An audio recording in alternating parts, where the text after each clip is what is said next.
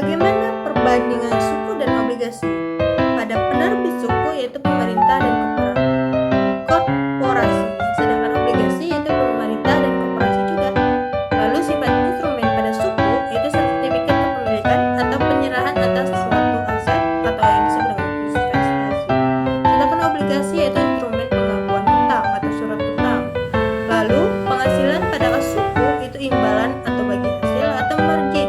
Sedangkan obligasi yaitu bunga atau kupon atau capital gain. Jangka waktu pada suku itu pendek ke menengah, sedangkan obligasi yaitu menengah ke panjang. Untuk underlying price itu suku memerlukan market price, sedangkan obligasi itu tidak memerlukan market price. Lalu jenis investor pada suku itu syariah dan konvensional, sedangkan obligasi hanya menggunakan konvensional saja.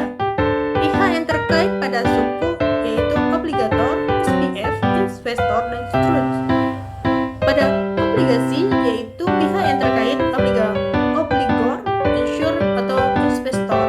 Lalu penggunaan data pada suku. Penggunaan data pada suku itu harus sesuai dengan syariah, sedangkan obligasi itu bebas.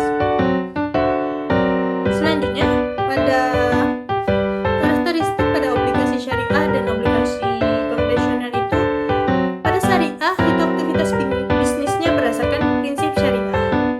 Lalu pada sifat instrumennya yaitu aset merupakan surat bukti kepemilikan atas aset underlying aset. Pada penghasilannya berupa bagi hasil, margin, uang sewa. Penggunaan dananya yaitu berdasarkan pada prinsip syariah. Underlying asetnya yaitu harus menggunakan underlying aset untuk menghindari riba. Jangka waktunya yaitu pendek sampai panjang. Pihak yang terkait yaitu obligator, SPF, investor. Basis investasinya yaitu syariah dan konvensional. Penggunaan dana obligasi itu harus sesuai dengan syariah. Penguatan oleh OJK itu 0,05% dari nilai emisi dengan nilai maksimal 150 juta rupiah. Dokumentasinya harus menyatakan dokumentasi tambahan yang menyatakan transaksi pendanaan syariah. Lalu biaya administrasinya yaitu biaya admin sama dengan obligasi konvensional tapi ditambahkan dengan upah dewan syariah. Kebalikan dari obligasi konvensional itu tidak dibatasi pada aktivitas bisnisnya.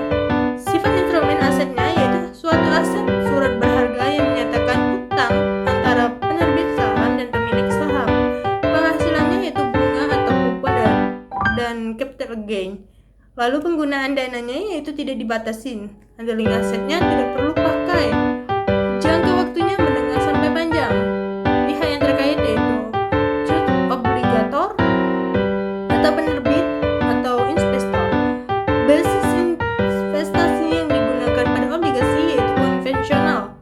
Penggunaan dana obligasinya itu tidak dibatasin.